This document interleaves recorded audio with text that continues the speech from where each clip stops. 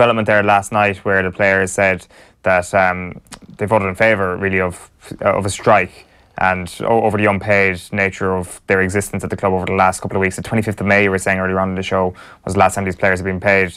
It's a grim situation. It's absolutely grim. We can lambaste the FAI here now all morning and say that the licensing process has failed, which it clearly has again, but I'd prefer on this occasion to look at the people involved in Bray Wanderers and ask them, do they not care about the livelihoods of people who have lives to live, who have families, who have jobs, who may have moved to the east coast of Ireland from somewhere else because Bray were offering them a certain contract that they're now unable to honour, and may have chosen that instead of a more viable alternative club elsewhere, and ask them, do they think it's fair to play around with people's livelihoods? Do they think it's fair to bring the name of a very proud club down to the gutter where it is now? Do they think it's fair to bring the League of Ireland's name down? Because obviously they do, and it's despicable what's going on there. And for the Bray Wanderers players to be treated like absolute dirt 2 seasons in a row now is absolutely disgraceful. And you know, obviously the book needs to be thrown at them, but the people running that club, I don't know how they can, you know, go about their daily lives and think this is okay. It's absolutely despicable. 5 of the players have left the squad. There's the rest of them, I understand, are still there. Like, what can they even do? Like, I mean, what is the solution here to, as you pointed out, the very real problems that they'll now face in their daily lives? Yeah, they borrow money off their parents, maybe. Who knows? You know, there's no recourse for the FAI to kind of come in and say, you know, we can help you out here with some sort of solidarity fund or something. But, like, you know, Shane Keegan, when he was at Galway United, he tried to sign Sean Heaney in the off-season. Sean Heaney went to Bray.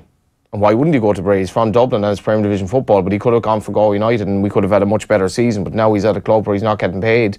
And you look at the fans in Bray who have stopped going to games, you know, and it was the first away ground I ever went in the League of Ireland. Always have a slightly special place for my heart, and it's beautiful situation there by the train line and by the old Georgian buildings in Bray. It was a lovely family-run club with a great atmosphere, and now it's just not a nice place to go, because you know that ultimately the people at the game don't support what's going on at that club, and it should be Wicklow's club. It has huge potential. You know, its proximity to Dublin is ideal for drawing players in and all that.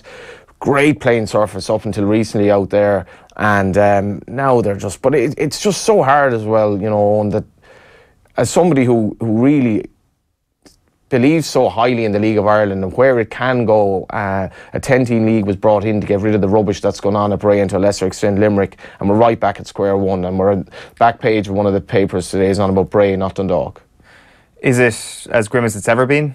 Is it just a continuation of the stories we've seen over the last 5 to 10 years? No, because you've underage teams from 13s up next season, and all these young players coming through. Shamrock Rovers have a 16-year-old kid who's not 17 until next February, playing in goal for them at the moment. They've all these young players coming through. League of Ireland football is played in a much more aesthetically pleasing way than it used to be because of the pitches, summer football and all that.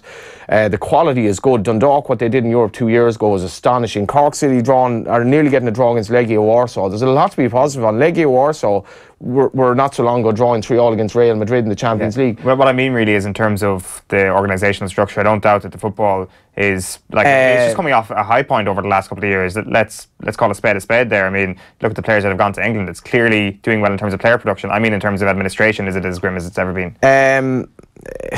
It's hard to say it's improved. I think the new structure that will come into place, where it'll be, I suppose, pseudo-independent from the FAI, needs to happen, because prize money is despicably bad. You know, we're looking at now streaming as a future way of getting sort of, you know, more money in, but the prize money is so poor for the top teams, not to mind the bottom teams, that it's hard actually to make money as a club unless you're in Europe. So administration, how Bray got a licence this season is just completely beyond me, notwithstanding the fact that the ground is inadequate, and the licensing process is so year in year out is proven to be just basically paperwork, because there's no way like clubs should be getting licences with these inadequate, decrepit grounds, notwithstanding the fact that Bray didn't have the crowds to sustain the money they were putting in. So it was kind of like a borderline, you know, the structure wasn't there to pay these players. So it was like, I don't know how they convinced the FAI that they would be able to pay them, and it's just sad that it's come to this again. But it's mostly sad for the players, you know. If I were offered a job and I uprooted to Kilkenny in the morning, and 6 months later I'm told, actually, we've no money to pay anymore. I've moved house down there, I've moved my family down there, I've abandoned my life up here, I've abandoned a job up here, and now I face into the off season where I've no club. I'd be a little bit pissed off, I really would. To a certain extent fearful as well. Like, I mean, it's a very real situation.